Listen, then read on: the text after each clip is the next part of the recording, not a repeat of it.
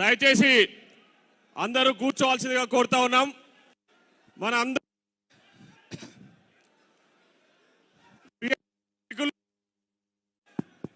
మన పాలమూరు ముద్దుబిడ్డ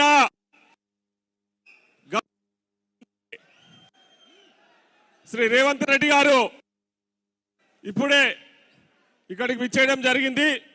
మనం అందరం కూడా ఘనంగా స్వాగతం పలకడం జరిగింది.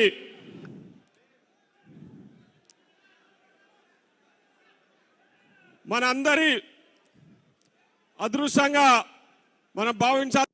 ఎందుకంటే మన పాలమూరు బిడ్డ ముఖ్యమంత్రిగా ఈరోజు పాలమూరు నియోజకవర్గం, ఉమ్మడి పాలమూరు నియోజకవర్గం పెండింగ్ పనులపై సమావేశాన్ని నిర్వహించడం జరిగింది. ఎక్కడ ఎన్ని పనులు పెండింగ్ ఉన్నా సరే, ఇరిగేషన్ కానీ, హెల్త్ కానీ, ఎడ్యుకేషన్ కానీ అన్ని పనులు కూడా పూర్తి చేద్దామని చెప్పేసి ఇప్పటిదాకా అధికారులతో మాట్లాడి, సంబంధిత శాఖ అధికారులతో మాట్లాడి అన్ని పనులు కూడా త్వరితగతిన పూర్తి చేసి పాలమూరును పెద్ద ఎత్తున అభివృద్ధి చేసుకుందామని చెప్పేసి మన గౌరవ ముఖ్యమంత్రి గారు ఇప్పుడే అధికారులతో సమీక్షా సమావేశంలో, కలెక్టర్లు జరిగిన సమావేశంలో నిర్ణయించడం జరిగింది. కాబట్టి ఎక్కడ ఎవరో ఏదో మాట్లాడినట్టు మనం ఎవరి గురించి భయపడాల్సిన అవసరం లేదు. మన పాలమూరి అభివృద్ధి చాలా ముందుకెళ్తా ఉంది. ఖచ్చితంగా మన గౌరవ ముఖ్యమంత్రి నాయకత్వంలో ఖచ్చితంగా మన పాలమూరు రాబోయే రోజుల్లో పెద్ద ఎత్తున అభివృద్ధి జరగబోతా ఉందని చెప్పేసి ఈ సందర్భంగా తెలియజేస్తా ఉన్నాం.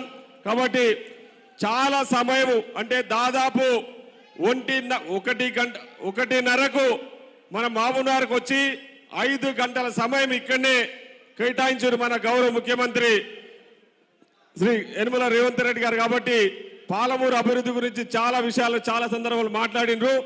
ఇప్పుడు మన స్థానిక ఎమ్మెల్యే ఎన్ఎం శ్రీనివాసరెడ్డి గారిని ఒక మాట్లాడాల్సిందిగా కోరుతా ఉన్నాం.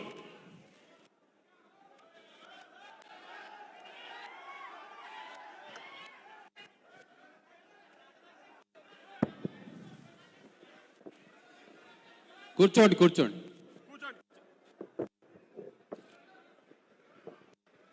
తెలంగాణ రాష్ట్రం ఒక కొత్త ఒరవడిని సృష్టిస్తూ గత పాలనకు భిన్నంగా జిల్లాలో ప్రజల మధ్యకు వచ్చి ప్రాజెక్టుల అభివృద్ధి సమీక్ష చేసి ఈరోజు పాలమూరుకు మొట్టమొదటిసారిగా వస్తున్న మన పాలమూరు బిడ్డ గౌరవ ముఖ్యమంత్రి రేవంత్ రెడ్డి గారికి, అలాగే జిల్లా శాసనసభ్యులు, పార్లమెంట్ సభ్యులు, వేదిక మీద ఉన్న పెద్దలందరికీ నమస్కారం.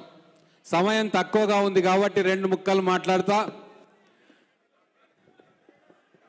ముఖ్యమంత్రిగా ఈరోజు మన మధ్యకొచ్చి మన దగ్గర ప్రాజెక్టుల సమీక్ష చేసి ఎక్కడ మనకు సమస్య ఉంది, ఎక్కడ అడ్డంకులు ఉన్నాయి, దానికి ఏం బడ్జెట్ కావాలా, ఇరిగేషన్ ప్రాజెక్టులు ఎందుకు ఆగిపోతా ఉన్నాయి, ఇమ్మీడియట్గా ఏ ప్రాజెక్టును కంప్లీట్ చేయాలని చెప్పి కూలంకషంగా శాసనసభ్యులు, అధికారుల నుంచి సూచనలు తీసుకొని అక్కడికక్కడనే ఆదేశాలు ఇచ్చిన మొట్టమొదటి తొలి ముఖ్యమంత్రి మన పాలమూరు బిడ్డ. వారి నాయకత్వంలో పాలమూరుకు విద్యాపరంగా, వైద్యపరంగా ఒక సువర్ణ అధ్యాయం మొదలు కాబోతా ఉంది. మనం ప్రజలందరూ పెట్టుకున్న ఆశలను నిజం చేస్తూ ఈరోజు ఒక్కొక్క ప్రాజెక్టును ముందుకు తీసుకుపోతున్న ఘనత మన బుందుబిడ్డ రేవంత్ రెడ్డి గారికి దక్కుతుంది. కాబట్టి వారు కలకాలం మన రాష్ట్రానికి ముఖ్యమంత్రిగా ఉంటూ మన పాలమూరు, ఉమ్మడి పాలమూరు జిల్లాను సస్యశ్యామలం చేసి 100 పరిశ్రమలు ఇక్కడికి తెచ్చి లక్షలాది మంది యువకులకు ఉపాధినిచ్చి పాలమూరు స్వర్ణయుగం ఎట్లుంటుందో వారు చూపిస్తారు అని చెప్పి ఆశిస్తూ, చూపిస్తారన్న నమ్మకంతో ఆ భగవంతుని ఆశీర్వాదం వారి మీద ఉండాలని కోరుకుంటూ సెలవు తీసుకుంటా ఉన్నాం. ఇప్పుడు గౌరవ ఎక్సైజ్ శాఖ మంత్రి వర్యులు శ్రీ జూపల్లి కృష్ణారావు గారిని మాట్లాడాల్సిందిగా కోరుతా ఉన్నాను. జై కాంగ్రెస్. ఈనాటి ముఖ్య అతిథి మన అందరి అభిమాన నాయకుడు పాలమూరు ముద్దుబిడ్డ గౌరవ ముఖ్యమంత్రి రేవంత్ రెడ్డి గారు, గౌరవ పార్లమెంట్ సభ్యులు మల్లురెడ్డి గారు, సిడబ్ల్యూసి మెంబర్ శ్రీ వంశీచంద్రెడ్డి గారు, వేదిక ఉన్నటువంటి ఎమ్మెల్సీలకు, ఎమ్మెల్యేలకు, అట్లాగే ఇతర ప్రజాప్రతినిధులందరికీ, ఇచ్చేసినటువంటి జిల్లా నలుమూల నుంచి ఇచ్చేసినటువంటి నాయకులు, కార్యకర్తలందరికీ, మీడియా మిత్రులందరికీ ఈ శుభ సందర్భంలో మీ అందరికీ ఉదయపూర్వక నమస్కారాలు తెలియజేసుకుంటా ఉన్నా. గడచిన 70 సంవత్సరాల కింద పాలమూరు జిల్లా నుంచి ఆనాడు ముఖ్యమంత్రి, అంటే 70 సంవత్సరాల తర్వాత మళ్ళీ మన పాలమూరు జిల్లాకు పాలమూరు ముద్దుబిడ్డ మళ్ళీ ముఖ్యమంత్రి కావడం జరిగింది. అది అందరూ కూడా పాలమూరు జిల్లా ప్రజల అదృష్టం. ఒకనాడు పాలమూరు జిల్లా అంటే ఆకలి జిల్లా, వలసల జిల్లా. కానీ ఈనాడు మన గౌరవ ముఖ్యమంత్రి గారు ఖచ్చితంగా పాలమూరు జిల్లా యావత్ ఆనాటి సమైక్య రాష్ట్రంలో ఉన్నటువంటి జిల్లాల కంటే కూడా వాటిని తలదన్నే విధంగా అత్యున్నత స్థాయికి తీసుకెళ్తారన్నటువంటి ఒక నమ్మకం ఉంది, వారికి ఆలోచన ఉంది. ఎందుకంటే నాకు ఒకటి జ్ఞాపకం వస్తూ ఉంది. గౌరవ ముఖ్యమంత్రి గారు ఆనాడు జడిపి చైర్మన్ ఒక అతను కొబ్బరికాయ కొట్టాడంటే నేను ముఖ్యమంత్రి అయిన తర్వాత కొబ్బరికాయ కొడతానని మాట్లాడడం జరిగింది. అంటే ఒక నమ్మకం, ఒక విశ్వాసం, ఒక పట్టుదల. అంటే మనిషి తలుచుకుంటే సాధించలేది ఏమీ లేదనడానికి నిలువెత్తు సాక్ష్యం ఈనాడు మన గౌరవ ముఖ్యమంత్రి గారు రేవంత్ రెడ్డి గారు. ఈనాడు రాష్ట్రంలో మొట్టమొదటగా ఈ సమీక్షా సమావేశం మన పాలమూరు జిల్లా నుంచే మొదలుపెట్టడం జరిగింది. సుదీర్ఘంగా ఇరిగేషన్ పైన, విద్య, వైద్యం పైన సమీక్ష చేయడం జరిగింది. గత ప్రభుత్వాలు ఎన్నో మాటలు మాట్లాడినాయి. పాలమూరు రంగారెడ్డి ప్రాజెక్టును జాతికి అంకితం చేసినని చెప్పి అన్నాడు కేసీఆర్ గారు అన్నాడు. వాస్తవంగా 1 ఎకరానికి కాదుగా ఇప్పటికీ కూడా అడ్మినిస్ట్రేటివ్ శాంక్షన్ కూడా లేదు, మెయిన్ కెనాల్స్ కానీ వ్యవహారం కానీ. ఈనాడు ఈ పాలమూరు రంగారెడ్డి జిల్లా ప్రాజెక్ట్ అయినా కల్వకుర్తి లిఫ్ట్ ఇరిగేషన్ ప్రాజెక్టు సుమారుగా 19 సంవత్సరాలైంది. ఈనాటి కూడా దానిలో రూపొందించిన ప్రకారం మొత్తంగా ఆయకట్టుకు నీళ్లు రావడం లేదు. అది నెట్టెంపాడు తీసుకున్నా, కోయిసార్ తీసుకున్నా, భీమా తీసుకున్నా అన్నీ కూడా అసంపూర్తిగా ఉన్న 20 సంవత్సరాల తర్వాత కూడా. ఈనాడు రైతాంగం అదృష్టం, మన పాలమూరు జిల్లా అదృష్టం. ఇప్పుడే సమీక్షలు చెప్పడం జరిగింది. 2025 చివరి నాటికే మిగతా ప్రాజెక్టులన్నీ కూడా పూర్తయ్యే కార్యక్రమం. పాలమూరు కొంచెం సమయం పడుతుంది. అవన్నీ కూడా యుద్ధ ప్రాతిపదికన అవన్నీ కూడా పూర్తి చేయడానికి కంకణం కట్టుకొని ఆ దిశగా ఆదేశాలు ఇవ్వడం జరిగింది. అట్లాగే విద్యారంగంలో కూడా ఈనాడు పాలమూరు జిల్లా వెనుకబడిన జిల్లా.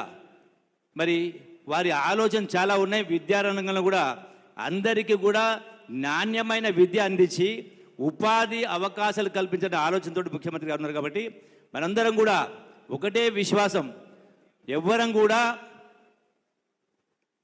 ఎక్కడ కూడా మనం నిరాశ నిస్పృహ లోను కావాల్సిన అవసరం లేదు. మన బిడ్డనే మరి అలా తెలంగాణ రాష్ట్రానికి ముఖ్యమంత్రి అయినప్పుడు అందరి సమస్యలు, అన్ని వర్గాల సమస్యలు, అది మహిళలైనా, యువతైనా, కార్యకర్తలైనా, ప్రజలైనా అందరి సమస్యలను పరిష్కారం చేయటువంటి మరి సమయం ఆసన్నమైంది కాబట్టి వచ్చింది. కాబట్టి ఈ రోజున మనమందరం అదృష్టవంతులు మన జిల్లాకు ముఖ్యమంత్రి రావడం, సూదిగా చర్చ పెట్టినందుకు వారికి మరొకసారి జిల్లా ప్రజల తరఫున వారికి కృతజ్ఞత తెలియజేసుకుంటా ఉన్నాం. Thank you very much. Thank you అన్న. ఇప్పుడు మన అందరి అభిమాన నాయకులు, మన పాలమూరు ముద్దుబిడ్డ గౌరవనీయులు రాష్ట్ర ముఖ్యమంత్రి శ్రీ యనమల రేవంత్ రెడ్డి గారిని మాట్లాడాల్సిందిగా కోరుతాం.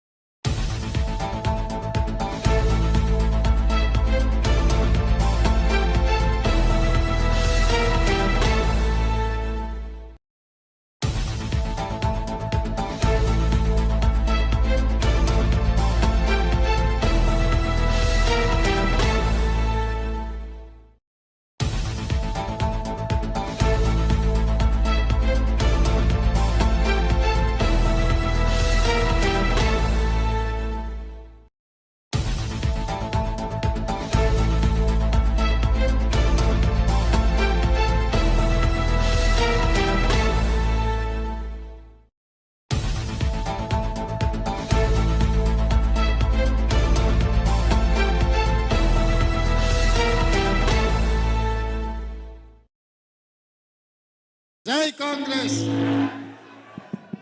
హలో ఇంకా జర గట్టిగా జై కాంగ్రెస్.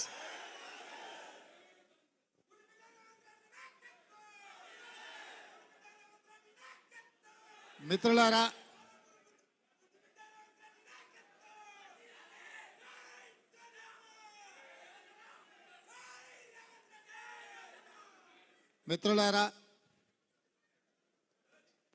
ఈరోజు మన ఉమ్మడి మహబూబ్ నగర్ జిల్లా సాగునీటి ప్రాజెక్టులో విద్యాశాఖ సమీక్ష,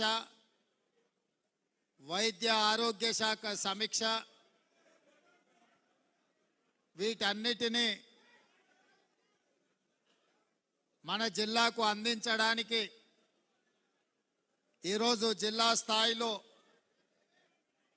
ఉమ్మడి కలెక్టర్లను, రాష్ట్ర స్థాయి అధికారులను, అదేవిధంగా సాగునీటి పారుదల శాఖ మంత్రి ఉత్తమ్ కుమార్ రెడ్డి గారిని, వైద్య ఆరోగ్య శాఖ మంత్రి జిల్లా ఇన్ఛార్జ్ మంత్రి దామోదర్ రాజనరసింహ గారిని, మన జిల్లా నుంచి మంత్రిగా మొదటి నుంచి ప్రాంత అభివృద్ధికి కష్టపడుతున్న జూపల్లి కృష్ణారావు గారిని, పార్లమెంట్ సభ్యులు డాక్టర్ మల్లు రవి గారిని, 14 శాసనసభ నియోజకవర్గాల శాసనసభ్యులు అందరూ, అదేవిధంగా ముఖ్యమైన జిల్లా స్థాయి అధికారులందరూ కూడా ఈరోజు ఈ సమీక్ష సమావేశంలో పాల్గొని తెలంగాణ రాష్ట్రం ఏర్పడ్డ తర్వాత 10 సంవత్సరాలు ఒక నిర్లక్ష్యానికి, అభివృద్ధికి దూరంగా ఉన్న మన ఉమ్మడి పాలమూరు జిల్లా సమస్యల పరిష్కారం కోసం ఈరోజు సమీక్ష కార్యక్రమాన్ని తీసుకోవడం జరిగింది.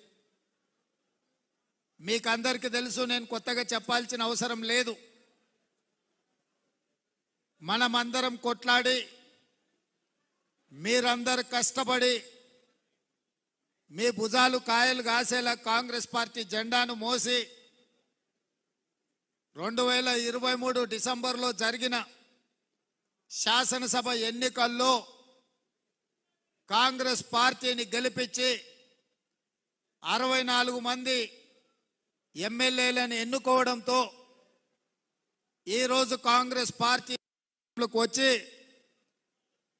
ఇవాళ ఈ వెనుకబడిన మారుమూల ప్రాంతమైన పాలమూరు జిల్లా నుంచి మీ అన్నగా, మీ సోదరుడుగా, తెలంగాణ రాష్ట్ర 2వ ముఖ్యమంత్రిగా ఈరోజు బాధ్యత వహించి మీ ముందు నిలబడ్డ మిత్రులారా, ఇది ఎవరికి రాని ఒక గొప్ప అవకాశం నాకు ఉంది. ఈ జిల్లాలో చాలామంది నాయకులు, మహామహులు ఒకనాడు మన జిల్లా నుంచి ప్రాతినిధ్యం వహించారు. మొట్టమొదటి హైదరాబాద్ రాష్ట్రానికి బూర్గుల రామకృష్ణారావు గారు ముఖ్యమంత్రి, తర్వాత పెద్దలు జైపాల్ రెడ్డి గారు కావచ్చు, మల్లికార్జున్ గారు కావచ్చు, మల్లు అనంతరాములు గారు కావచ్చు, ఇలా చెప్పుకుంటూ వెళ్తే చాలామంది నాయకులు ఈ జిల్లా నుంచి ప్రాతినిధ్యం వహించినా ఈ జిల్లాకు ముఖ్యమంత్రి అవకాశం రాలేదు. 2009లో మనము కష్టపడి గెలిపిస్తే పార్లమెంట్ సభ్యుడిగా ఎన్నికైన చంద్రశేఖరరావు తెలంగాణ రాష్ట్రం వచ్చిన తర్వాత మన ప్రాంతానికి అన్యాయం చేసి మన ప్రాంతాన్ని ఎండబెట్టి మన ప్రాంతాన్ని అభివృద్ధికి ఆమడ దూరంలో పెట్టడం జరిగింది.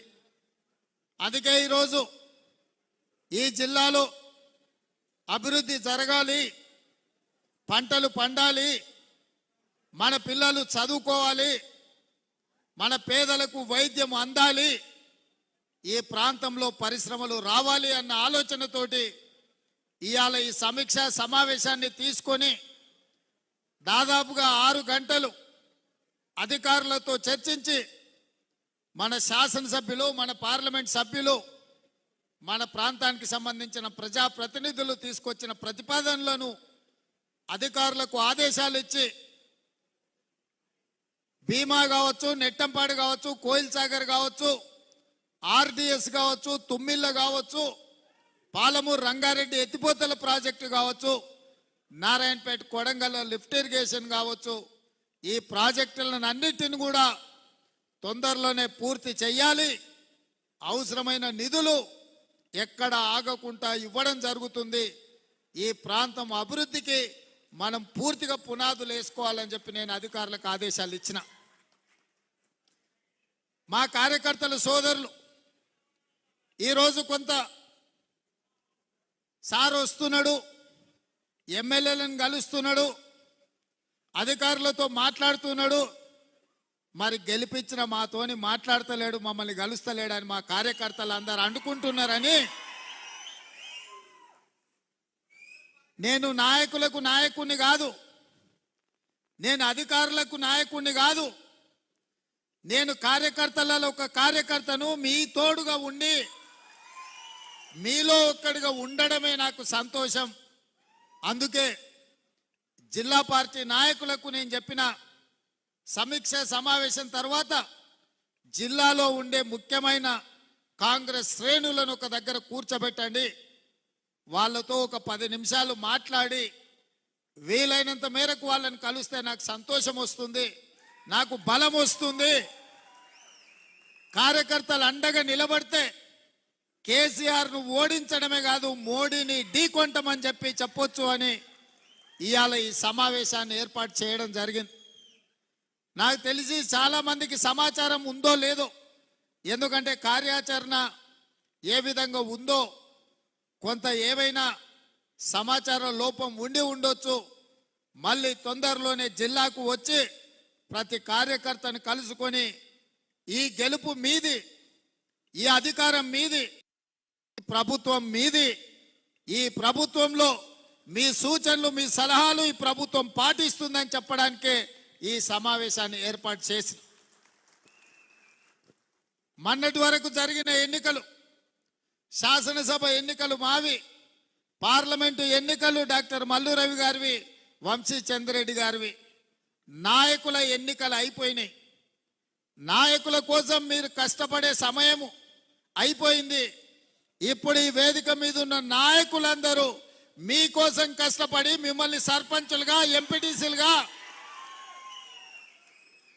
మిమ్మల్ని ఎంపీపీలుగా, జిల్లా పరిషత్ మెంబర్లుగా, కౌన్సిలర్లుగా, కార్పొరేటర్గా, మున్సిపల్ చైర్మన్లుగా, మేయర్లుగా మిమ్మల్ని గెలిపించాల్సిన బాధ్యత ఈ వేదిక మీద ఉన్న నాయకుల మీద ఉన్నది.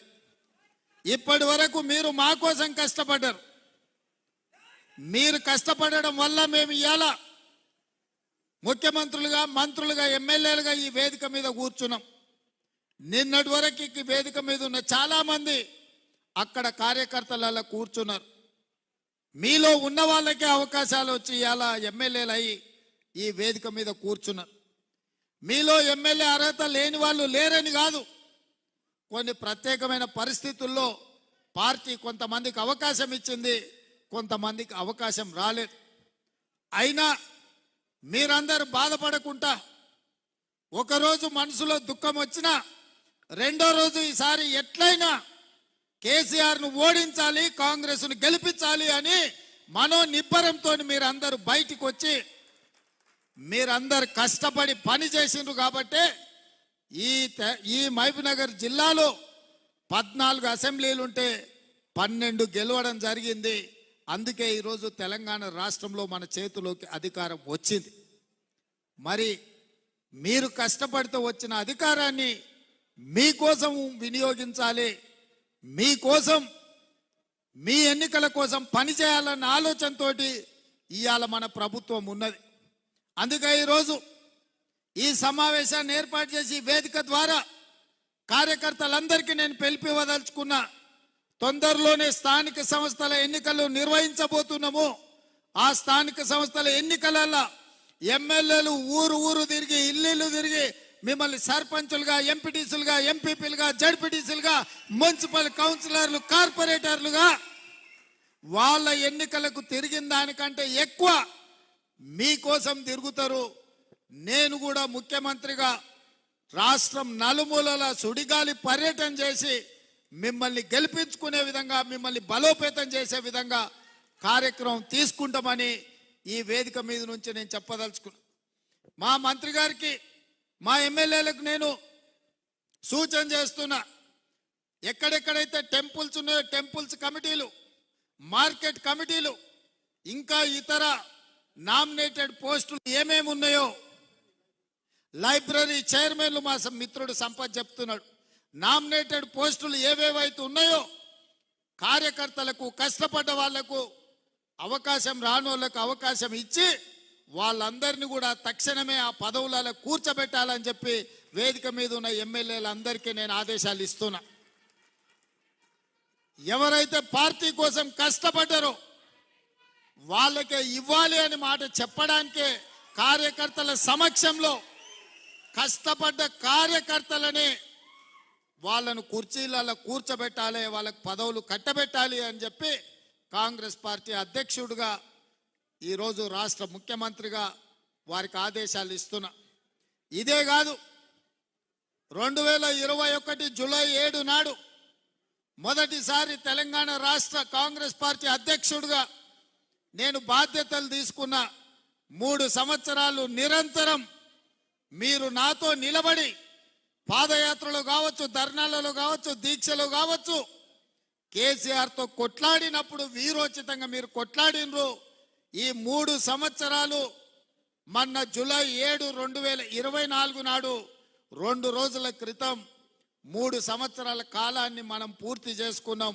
ఈ 3 ఏళ్ళు మీరు కష్టపడి కడుపులో పెట్టి చూసుకొని భుజాల మీద మోసిండ్రు కాబట్టి ఇవాళ పిసిసి అధ్యక్షుడి నుంచి తెలంగాణ రాష్ట్రానికి నేను ముఖ్యమంత్రి అయినా ఎప్పటికీ కార్యకర్తలను గుర్తు పెట్టుకుంటా. ఇవాళ నేను ఈ స్థాయికి ఎదగడానికి ఉపయోగపడ్డ ప్రతి కార్యకర్తకు నేను ఈ వేదిక మీద నుంచి కృతజ్ఞతలు తెలియజేస్తున్నా. ఈ పదవి నాయకుల వల్ల వచ్చింది కాదు, ఈ పదవి కార్యకర్తల వల్ల, మీ కష్టం వల్ల వచ్చిన పదవి. ఈ పదవి మీ అభ్యున్నతి కోసమే ఉపయోగించాలన్న ఆలోచనతోటి ఇవాళ మిమ్మల్ని అందరినీ కలుసుకోవడానికి వచ్చిన. అందుకే మిత్రులారా, ఈ 3 ఏళ్లలో ఎన్నో కష్ట సుఖాలను చూసినాం, ఎన్నో ఒడిదుడుకులను చూసినాం. ఉప ఎన్నికలలో డిపాజిట్లు పోయి 3700 హుజూరాబాద్ ఎన్నికల్లో ఓట్లు వచ్చినప్పుడు పని అయిపోయింది, రేవంత్ రెడ్డి పడిపోయిండు, కాంగ్రెస్ ఇంకా లేవదు అని చెప్పి కొంతమంది సునకానందంతో సంతోషపడ్డారు. కానీ ధైర్యం కోల్పోకుండా 1.5% ఓట్ల నుంచి 40% ఓట్లకు కాంగ్రెస్ పార్టీ పెరిగి 64 సీట్లు గెలిచి ఇవాళ 65 సీట్లు ఉప ఎన్నికల్లో మనకు కంటోన్మెంట్ గెలవడం ద్వారా ఇవాళ 65 మంది ఎమ్మెల్యేలు, 8 మంది పార్లమెంట్ సభ్యులు ఇవాళ మనకు తెలంగాణ రాష్ట్రంలో కాంగ్రెస్ పార్టీ కార్యకర్తలు కష్టపడి గెలిపించారు.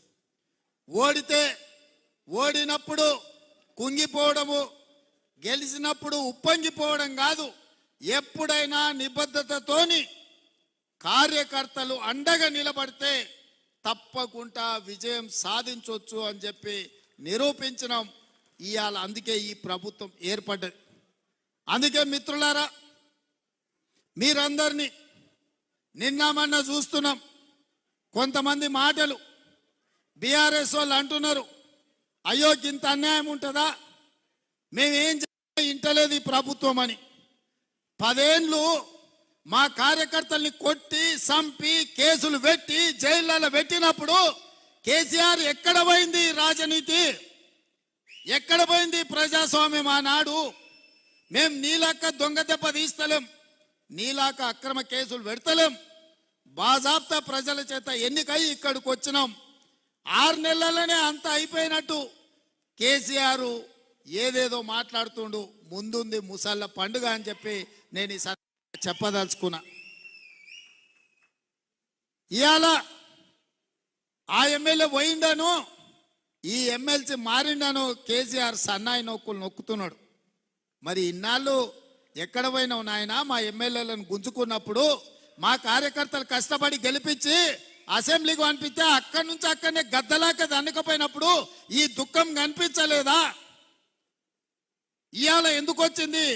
ఎన్నికైనా నెల తిరగక ముందే ఈ ప్రభుత్వాన్ని పడగొడతాం, ఈ ప్రభుత్వం పడిపోద్ది అని చెప్పి బీజేపీ వాళ్ళు బీఆర్ఎస్ వాళ్ళు ఒక్కటై కుమ్ముక్కై మన ప్రభుత్వాన్ని పడగొట్టాలని చూసిరు.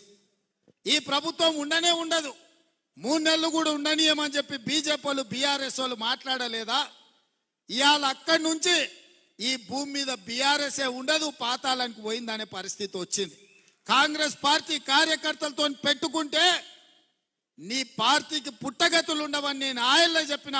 మా కార్యకర్తలు ఉసురు తలిగింది కేసీఆర్ నీకు, వాళ్ళ ఉసురు తలిగి దుమ్ము కొట్టుకపోతావు.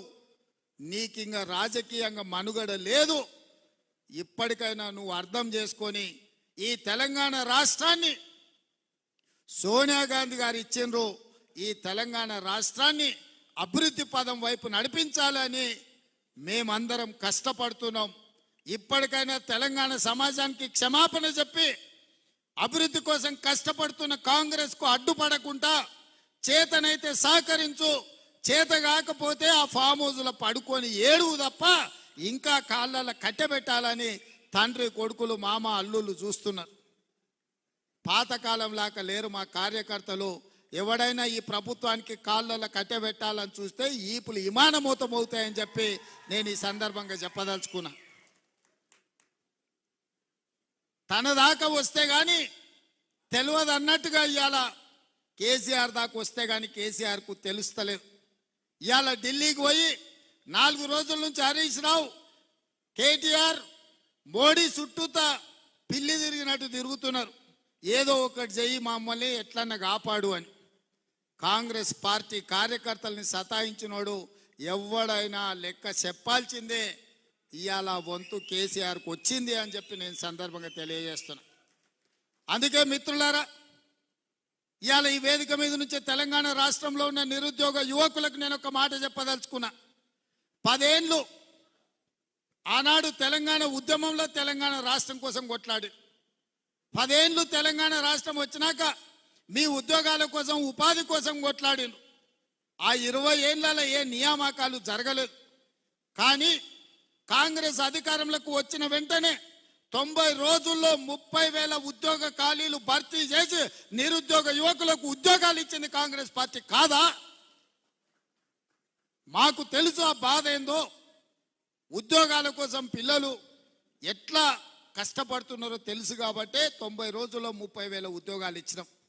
ఇదే కాకుండా ప్రభుత్వ ఉద్యోగస్తులకు ఎప్పుడు జీతం వస్తుందో తెలియని పరిస్థితి నుంచి ప్రతి నెల 1వ తారీఖు నాడు ఇవాళ ప్రభుత్వ ఉద్యోగస్తులకు జీతభత్యాలు ఇచ్చే పరిస్థితి కాంగ్రెస్ పార్టీ తీసుకొచ్చింది.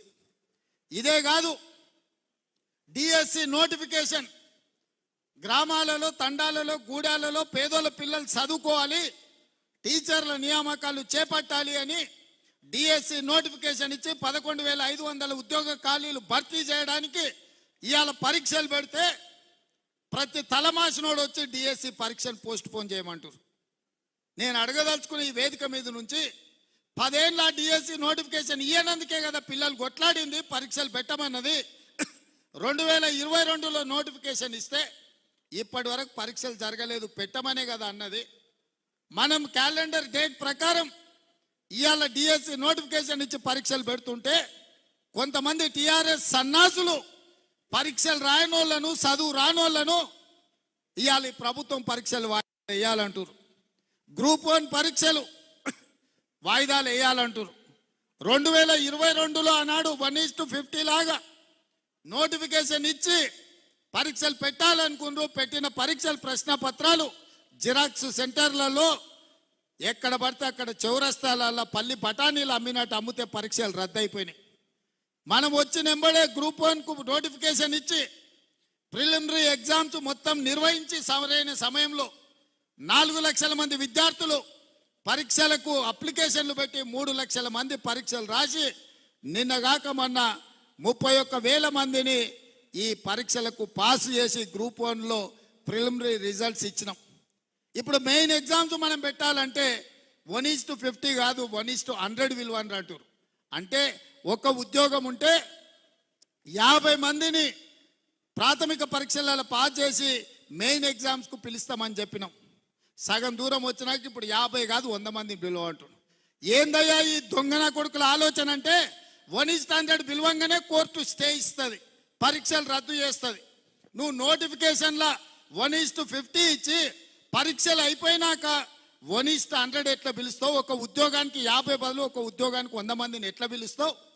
అది తప్పు అని కోర్టు పరీక్షల్ని రద్దు చేస్తుంది.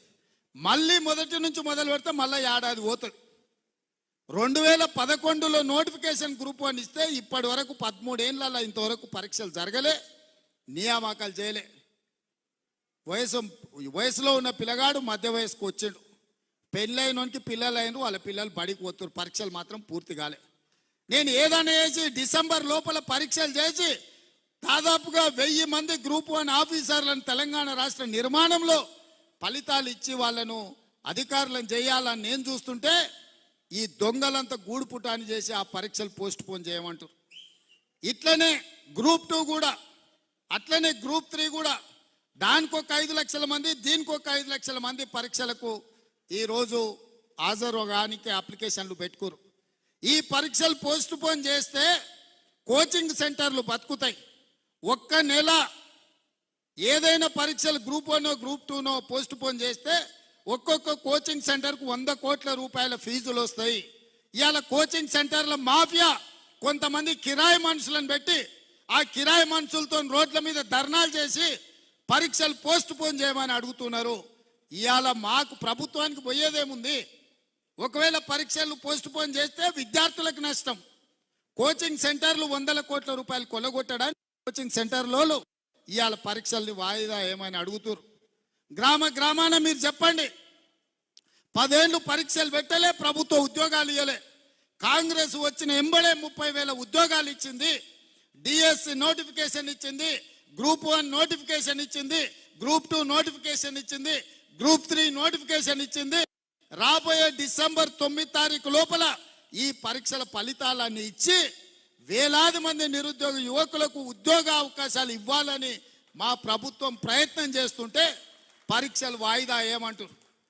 అన్ని పరీక్షలు 2022లో నోటిఫికేషన్ ఇచ్చినవే, ఆ సన్నాసి పరీక్షలు పెట్టలేదు. ఈ 2 ఏళ్ళు పిల్లలు చదువుతూనే ఉన్నారు, కోచింగ్ సెంటర్ల చుట్టూ తిరుగుతూనే ఉన్నారు. ఇప్పుడు కొత్తగా మళ్ళీ వాయిదా వేస్తే ఇవన్నీ కూడా కోచింగ్ సెంటర్లలో వాళ్ళ కోచింగ్ సెంటర్లు నడపనికే. మా దగ్గర కూడా అక్కడి నుంచి ఇక్కడి నుంచి పైరవి చేస్తారు. సార్ మేము కోచింగ్ సెంటర్లు పెట్టుకున్నదే ఇవి నడుస్తామని, నువ్వు అన్ని పరీక్షలు పెట్టి పిల్లలకు ఉద్యోగాలు ఇస్తే మా దగ్గర ఎవరు చదువుకుంటాడు, మా వ్యాపారం మూతపడదా అని వస్తారు. ఇంత సిగ్గు తప్పిపోయారు. నిరుద్యోగ యువకుల బలహీనతను వ్యాపారంగా మార్చుకోవాలని కొన్ని కోచింగ్ సెంటర్ల యజమానులు ఈ ఆర్టిఫిషియల్ ఉద్యమాలను ఇవాళ మన కళ్ళగట్టినట్టు చూపించాలనే ప్రయత్నం చేస్తారు. ఎప్పుడు కేసీఆర్ బలహీన పడతాడో, ఎప్పుడు కేసీఆర్ పతనం అవుతాడో విద్యార్థులను రెచ్చగొట్టి వాళ్ళని సావగొట్టి వాళ్ళ శవాల మీద పార్టీని బతికించుకోవాలని ఈ సన్నాసోడు విద్యార్థుల శవాల కోసం ప్రయత్నం చేస్తున్నాడు. ఆనాడు 6 అడుగులు ఉన్నాడు, 100 రూపాయలు పెట్టి లీటర్ పెట్రోల్ తెచ్చుకుండు, కానీ 10 పైసలు పెట్టి అగ్గిపెట్టే తెచ్చుకోలే. పెట్రోల్ డ్రామాతో హరీష్ రావు డ్రామా ఆడితే ఇది నిజం అనుకొని శ్రీకాంతాచార్య అని పేదోళ్ళ బిడ్డ పెట్రోల్ పోసుకొని తెలంగాణ ఉద్యమంలో ప్రాణ త్యాగం చేశాడు. అక్కడి నుంచి ఈశాన్ రెడ్డి, వేణుగోపాల్ రెడ్డి, కానిస్టేబుల్ కిష్టయ్య, యాదయ్య, ఇట్లా వందలాది మంది పిల్లలు ప్రాణాలు తీసుకున్నారు. కానీ కేసీఆర్ కుటుంబంలో ఒక్కరన్నా చచ్చిపోయినానే ఏనాడనా? మళ్ళీ ఇప్పుడు అదే మోతీలాల్ అని ఒక లంబాడి బిడ్డను ఇవాళ రెచ్చగొట్టి దీక్ష కూసబెట్టారు. ఇంకొక బక్క జడ్సన్ అని ఒక దళితుని దీక్ష కూసబెట్టారు. ఇవాళ ఇంకో కోచింగ్ సెంటర్ ఆయన దీక్ష కూర్చున్నాడు. ఎందుకు మోతీలాల్ కూర్చోవాలి, ఎందుకు బక్క జడ్సన్ కూర్చోవాలి? నేను సూటిగా సవాల్ విసురుతున్న హరీష్ రావుకు, కేటీఆర్కు, సన్నాసులారా మీరు దీక్ష కూర్చోండి, మీరు సావనైన సవాల్ వాయిదాయిన పడాలి. ధైర్యం ఉందా?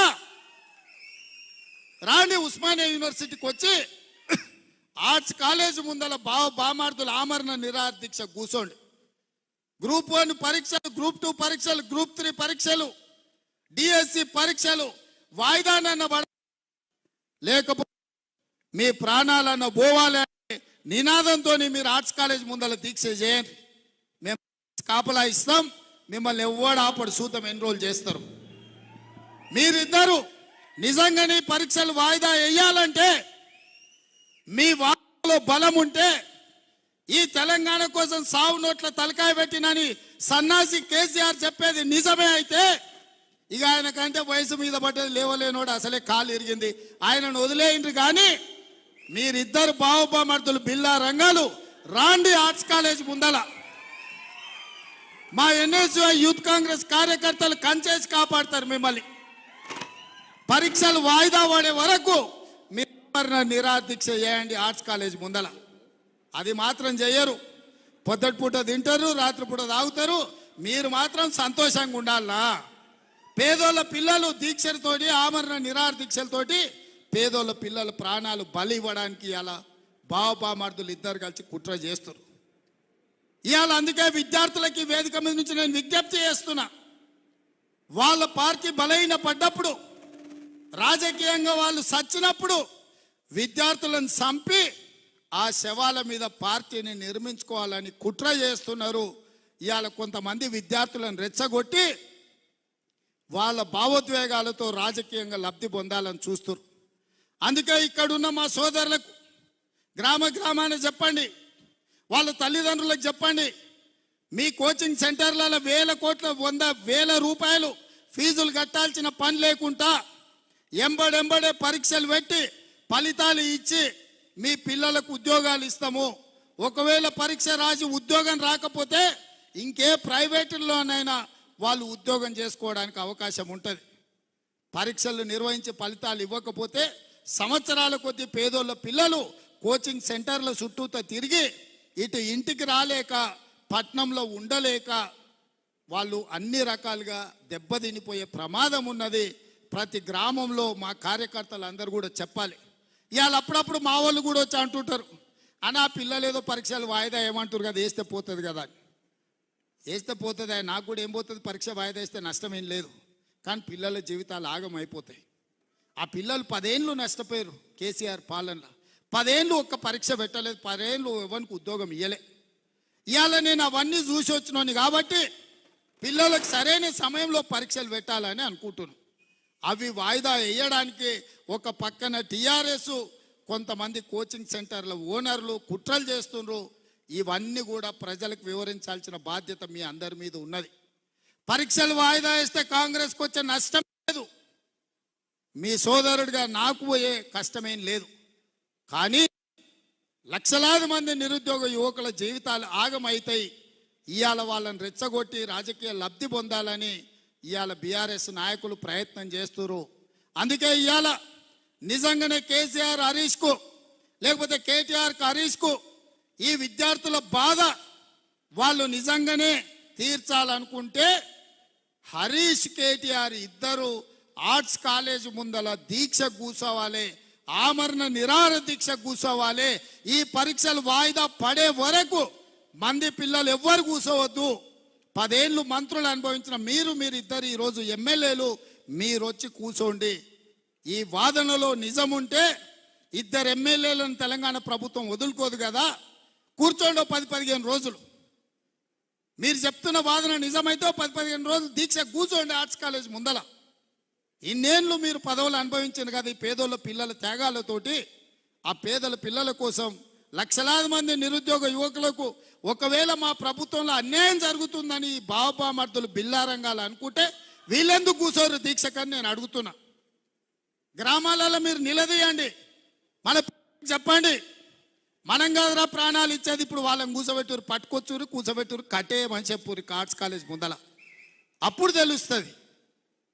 అందుకే మిత్రులారా, నా సూచన ఒక్కటే, ఈ ప్రభుత్వం వచ్చింది, ఈ ప్రభుత్వం ఆడబిడ్డలకు ఆర్టీసీ బస్సు ఉచితంగా ఇచ్చింది, ఈ ప్రభుత్వం 500 రూపాయలకే సిలిండర్ ఇచ్చింది, ఈ ప్రభుత్వం ఇందిరమ్మ ఇండ్లు ఇచ్చింది, ఈ ప్రభుత్వం రాజీవ్ ఆరోగ్యశ్రీ అమలు చేసి ఈరోజు 10 లక్షల రూపాయలు పేదోళ్లకు అందుబాటులోకి. ఈ ప్రభుత్వం 15 ఆగస్టు లోపల 2 లక్షల రూపాయల రైతు రుణమాఫీ చేస్తా అని చెప్పింది. చేసి తీర్థమని మా మంత్రివర్గం నిర్ణయం తీసుకున్నది. ఇన్ని మంచి పనులు చేసి ఈ ప్రభుత్వం 30,000 ఉద్యోగాలు ఇచ్చింది. ఇంకా గ్రూప్ 1, గ్రూప్ 2, గ్రూప్ 3 డిఎస్సి నోటిఫికేషన్లు ఇచ్చి పరీక్షలు పూర్తి చేసి ఈ సంవత్సరం ఆఖరి లోపల నిరుద్యోగ యువకులకు ఉద్యోగాలు ఇవ్వాలని కంకణం కట్టుకొని బయలుదేరింది. ఇన్ని పనులు ఈ ప్రభుత్వం సంవత్సరం తిరిగే లోపల చేస్తే కేసీఆర్ కు బీఆర్ఎస్ కు పుట్టగతులు ఉండవని కుట్రలు చేస్తుండ్రు. ఈ కుట్రలన్నిటిని కూడా గ్రామాన చెప్పాల్సిందిగా మిమ్మల్ని కోరుకుంటున్నా. ఇక వచ్చేటివి మీ ఎన్నికలు. మా ఎన్నికలు అయిపోయినాయి. వేదిక మీద ఉన్న నాయకులందరికీ పదవులు ఏదో ఒకటి వచ్చినాయి. నిన్న 35 మంది కార్పొరేషన్ చైర్మన్లు ఇచ్చినాం. మీరు ఒక్కసారి పేర్లు చదువుని. ఒక్క పైరవికారు లేడు. ఒక్కడెవడో ఎక్కడి నుంచో వచ్చిండని లేదు. ఎస్సీ, ఎస్టీ, బీసీ, మైనారిటీ సెల్లుల చైర్మన్లకు ఇచ్చినాం. జిల్లా పార్టీ అధ్యక్షులకు ఇచ్చినాం. మొన్న ఎమ్మెల్యే టికెట్లు ఏదైనా అనుకోని పరిస్థితుల్లో రాకపోతే వాళ్ళందరికీ ఇచ్చినాం. ఇవాళ చైర్మన్లు 2 సంవత్సరాల కోసం వేసినాం. ఇవాళ పేపర్లల్లో ఇవాళ పేపర్లలో పేర్లు రాసిరు. ప్రతి కాంగ్రెస్ పార్టీ కోసం కష్టపడ్డోళ్ళకే ఇచ్చినాం. ఒక్క పైరవికారుని కూడా ఇయ్యలేదు. మొట్టమొదటిసారి కాంగ్రెస్ పార్టీ చరిత్రలో ఈనాడు రాహుల్ గాంధీ, సోనియా గాంధీ గారు, మల్లికార్జున్ ఖర్గే గారి నేతృత్వంలో నిజమైన కాంగ్రెస్ పార్టీ కార్యకర్తలకు న్యాయం జరిగింది. రేపు కూడా మీకు నామినేటెడ్ పదవులు కానీ, సర్పంచులు కానీ, ఎంపీటీసీలు కానీ, ఎంపీపీలు కానీ, జడ్పీటీసీలు కానీ ఏ పదవైనా కష్టపడ్డ కాంగ్రెస్ పార్టీ కార్యకర్తలకు ఇప్పించే బాధ్యత నాది. మీకు అండగా నిలబడతా. మా ఎమ్మెల్యేలందరికీ కూడా నేను స్పష్టంగా చెప్తున్నా, ఎవరైతే పార్టీ కోసం కష్టపడ్డారో, పార్టీ గెలవడం కోసం కొట్లాడినరో వాళ్ళకే పదవులు ఇవ్వాలి. ఇవాళ కార్యకర్తలు అక్కడ ఉంటేనే మనం ఇక్కడ ఉంటాం. వాళ్ళే అక్కడ లేకపోతే మనకి వేదిక ఉండదు, ఈ కుర్చీ కూడా ఉండదు అని చెప్పి మా ఎమ్మెల్యేలందరికీ నేను చెప్పదలుచుకున్నా. వాళ్ళు బలంగా ఉన్నప్పుడే, గ్రామాలలో వాళ్ళ గౌరవం ఉన్నప్పుడే మనం గ్రామానికి వెళ్తే మనకి ఇంత ఇజ్జత్ ఉంటుంది. ఊర్లో మనోనికి ఇజ్జతే లేకపోతే ఊర్లో ఏడికి పోతాం మనం? ఊర్లోకి పోతే సాయిచ్చేటోడు కూడా దొరకడు. ఏదన్నా ఊరికి వెళ్తే మనకు మంచినీళ్ళు ఇచ్చి ఛాయ్ ఇచ్చి ఇంత బువ్వ పెట్టేటోడు ఉండాలంటే మన కార్యకర్త బలంగా ఉండాలి. సంక్షేమ పథకాలు కూడా, మనం ఇచ్చే పథకాలు కూడా మన కార్యకర్తలను అడగండి. మన కోసం కష్టపడ్డోళ్ళు ఎవరున్నారో వాళ్లకు ఇవ్వండి అని చెప్పి నేను ఎమ్మెల్యేలందరికీ సూచన చేస్తున్నా. ఎందుకంటే పార్టీ బలపడ్డప్పుడే, పార్టీ బలంగా ఉన్నప్పుడే మన ప్రభుత్వం బలంగా ఉంటుంది. సోనియా గాంధీ గారు, రాహుల్ గాంధీ గారు నాకు అదే మాట చెప్పిండ్రు. కార్యకర్తల్ని కాపాడే బాధ్యత నీది. 3 ఏళ్ళు నీ ఎంబడి నిలబడ్డారు, నీ వెనకాల నిలబడ్డారు, కట్టె పట్టుకొని నిటారుగా నిలబడి కొట్లాడినరు. వాళ్ళని కాపాడే బాధ్యత నీది అని చెప్పి సోనియా గాంధీ, రాహుల్ గాంధీ గారు చెప్పినరు. మీ అందరితోనే ఆ విషయాన్ని పంచుకుందామనే ఇవాళ నేను ఇక్కడికి వచ్చిన. రుణమాఫీ జరిగిన ఎంబడే స్థానిక సంస్థల ఎన్నికలకు పోదాం. ఇవాళ మనం అందరం కష్టపడ్డ కార్యకర్తల్ని కాపాడుకుందామని తెలియజేస్తూ మీ అందరి దగ్గర సెలవు తీసుకుంటున్న మిత్రులారా, జై కాంగ్రెస్, జై జై కాంగ్రెస్.